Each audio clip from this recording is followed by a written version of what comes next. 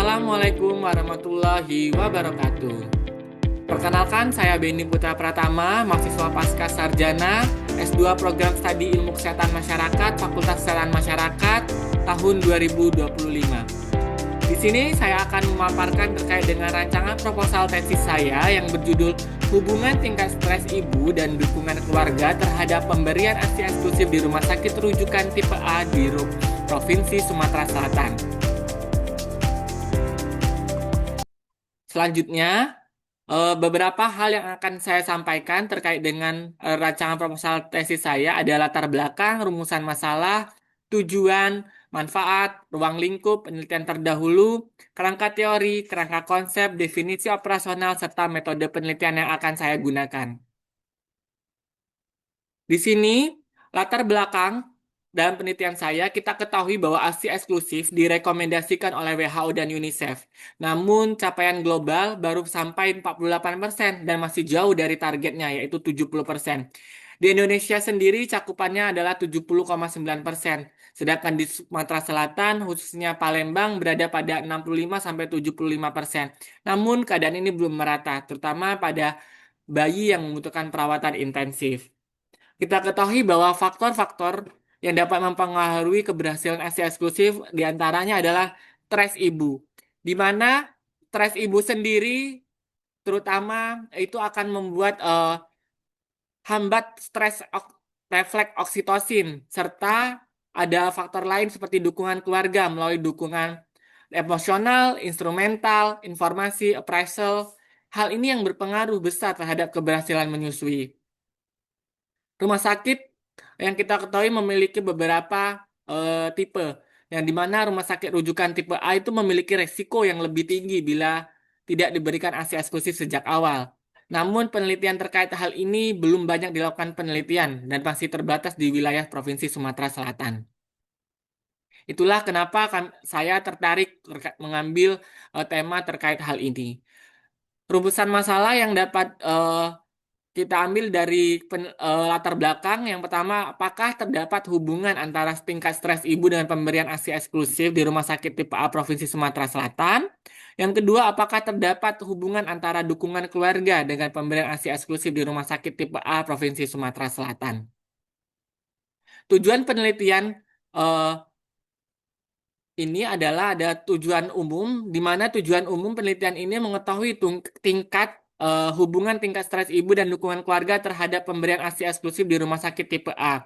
Untuk tujuan khususnya, itu bisa kita ambil garis besar bahwa kita akan melihat bagaimana gambaran karakteristik ibunya, karakteristik tingkat stres, dukungan keluarga, serta pemberian ASI eksklusif. Yang kedua, kita bisa melihat bagaimana hubungan ataupun pengaruh karakteristik ibu terhadap pemberian ASI eksklusif. Yang ketiga, kita dapat menganalisis bagaimana pengaruh tingkat stres ibu terhadap ASI eksklusif. Dan selanjutnya kita dapat menganalisis pengaruh dukungan keluarga baik emosional, informasional, instrumental, penilaian terhadap pemberian ASI eksklusif. Dan kita akan melihat menentukan variabel yang paling dominan berpengaruh terhadap pemberian ASI eksklusif sesuai dengan variabel yang akan diteliti. Selanjutnya ada manfaat penelitian. Manfaat penelitian yang pertama ada bagi rumah sakit, ini dapat memberikan dasar informasi ilmiah dalam menyusul kebijakan dan program pendukung menyusui di rumah sakit. Yang kedua ada Fakultas Kesehatan Masyarakat. Ini menjadi sumber referensi untuk akademik, memperkaya literatur, serta mendukung pembelajaran terkait dengan ASI eksklusif. Yang ketiga ada bagi peneliti selanjutnya dapat menjadi rujukan untuk pengembangan studi-studi terkait dengan faktor yang mempengaruhi serta merancang intervensi apa yang cocok untuk lebih efektif terkait dengan pemberian ASI eksklusif ini. Selanjutnya tinjauan pustaka ada terdiri dari beberapa kategori. Yang pertama kita akan bahas terkait dengan ASI eksklusif itu sendiri. Yang kita ketahui bahwa ASI eksklusif adalah pemberian ASI tanpa pemberian tambahan makanan sedikit pun pada usia 0 sampai 6 bulan. Di mana hal-hal ini yang tadi sudah saya informasikan terkait dengan faktor yang mempengaruhi ada tingkat stres ibu. Di sini akan membahas terkait dengan apa metode yang akan digunakan terkait dengan mengetahui tingkat stres ibu seperti PSS scale. Yang kedua ada dukungan keluarga. Dukungan keluarga di sini ada beberapa kategori, ada 4 kategori, baik itu informasional, dukungan eh, appraisal dan sebagainya. Selanjutnya juga akan membahas rumah sakit tipe A yang ada di Sumatera Selatan, di mana di sini akan membahas terkait dengan rumah sakit umum pusat provinsi rumah umum pusat Dr. Muhammad Hussein yang biasa kita kenal RSMH, dan juga rumah sakit rujukan provinsi yakni RSUD Siti Fatimah Provinsi Sumatera Selatan. Selanjutnya ada faktor penentu ASI eksklusif. Ini adalah beberapa faktor yang dapat mempengaruhi pemberian ASI eksklusif yang akan dijelaskan pada proposal penelitian. Selanjutnya penelitian terdahulu ada beberapa penelitian di sini yang saya kutip bahwa tingkat stres tinggi itu dapat menurunkan peluang ASI eksklusif dan dukungan sosial dapat memoderasi efek stres. Selanjutnya ada dukungan emosional dan instrumental itu dapat menurunkan stres ibu, serta ada di sini didukung juga bahwa ibu dengan stres tinggi 3 kali lebih berisiko gagal memberikan ASI eksklusif.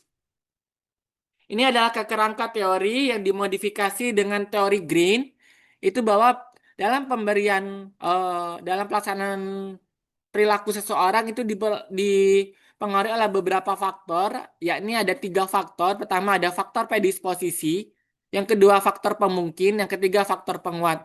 Di mana dalam pemberian keberhasilan ASI eksklusif ini, untuk faktor predisposisi itu ada karakteristik ibu, pengetahuan ibu, tingkat stres, kondisi kesehatan fisik. Yang kedua ada faktor pemungkin, di mana ini ada pelayanan dan fasilitas kesehatan dan faktor lingkungan sosial.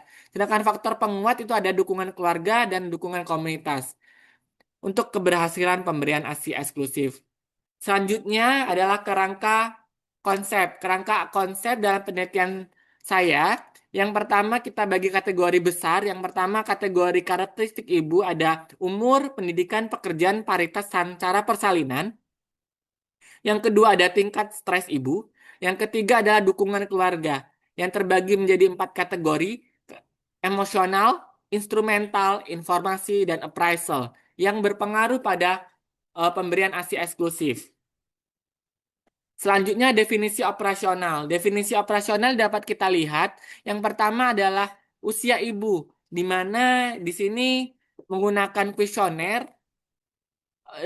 Untuk hasil ukurnya usia ideal 20-35 tahun, sedangkan risiko tinggi itu kurang dari 20 atau lebih dari 35 tahun. Selanjutnya ada pendidikan ibu. Pendidikan ibu di sini eh, dengan kategori tinggi lebih dari sama dengan SMA atau rendah kurang dari sama dengan SMP. Selanjutnya ada status pekerjaan ibu. Yang pertama ada bekerja, yang kedua tidak bekerja. Selanjutnya ada paritas, itu menggunakan kuesioner juga. Yang pertama ada primipara, yang kedua non primipara dengan skala nominal. Selanjutnya dengan cara persalinan, di sini melihat bahwa ada 2 kategori, normal ataupun sesar dengan skala nominal. Selanjutnya ada tingkat stres ibu menggunakan PSS 10, itu ada dibagi menjadi 3 kategori. Ada stres ringan, sedang, berat sesuai dengan jumlah hasil dalam kuesioner. Yang ketujuh ada dukungan emosional keluarga. Itu di sini dapat kita lihat bahwa ada 2 kategori, baik itu lebih dari sama dengan median, sedangkan kurang-kurang dari median itu skalanya ordinal. Dukungan informasi keluarga juga skalanya ordinal dengan kuesioner. Selanjutnya ada dukungan instrumental keluarga, itu menggunakan kuesioner juga dengan skala ordinal. Selanjutnya dukungan penilaian atau appraisal itu juga menggunakan skala ordinal, baik ada 2 kategori juga dengan mengisi kuesioner. Yang terakhir ada pemberian ASI eksklusif juga menggunakan kuesioner. Yang pertama ada ASI eksklusif, yang kedua tidak ASI eksklusif. Itu dengan skala nominal. Untuk metode penelitian sendiri, yang pertama ada jenis penelitian. Jenis penelitian ini ada observational analitik dengan metode cross-seksional untuk melihat hubungan stres ibu dan dukungan keluarga dengan ASI eksklusif. Yang kedua, lokasi dan waktu. Lokasinya ada di RSUP Dr. Muhammad Hussein Palembang dan RSUD Siti Fatimah Provinsi Sumatera Selatan pada Januari 2026. Populasi dan sampel. Untuk sampelnya sendiri itu adalah sebesar 137 responden dengan purposive sampling. Selanjutnya untuk analisis data, yang pertama ada analisis univariat. Analisis univariat ini untuk melihat gambaran baik dari karakteristik, eh, tingkat stres ibu, dukungan keluarga, serta keberhasilan ASI. Selanjutnya ada analisis bivariat itu menghubungkan dari berbagai karakteristik untuk melihat juga hubungan terkait tingkat stres, serta melihat hubungan juga dukungan keluarga yang terjadi 4 kategori tadi dengan keberhasilan ASI eksklusif. Selanjutnya ada analisis multivariat. Di sini kita lihat variabel independen yang mana yang paling dominan yang mempengaruhi terkait dengan keberhasilan ASI eksklusif atau pemberian ASI eksklusif. Selanjutnya untuk etika penelitian di sini ada persetujuan informasi, kerahasiaan data, perlindungan responden, persetujuan dari komite etik serta kepatuhan terhadap regulasi dan pedoman nasional. Jadi di sini ada etika yang akan saya gunakan dalam pelaksanaan penelitian ini. Untuk alur penelitian sendiri, di sini ada tahap persiapan, yang kedua ada tahap pengambilan data, yang ketiga ada pengolahan dan analisis data, dan tahap pelaporan. Ini langkah-langkah atau alur yang akan saya lakukan dalam proses penelitian ini. Terima kasih. Inilah paparan terkait dengan rancangan proposal tesis saya. Semoga dalam pemaparan ini ada hal dapat bermanfaat bagi oponen. Apabila dalam proses pelaksanaan penyampaian ada hal-hal yang perlu didiskusikan atau perlu kita bahas, boleh untuk dilakukan pemberian pertanyaan di kolom komentar. Terima kasih. Wassalamualaikum warahmatullahi wabarakatuh.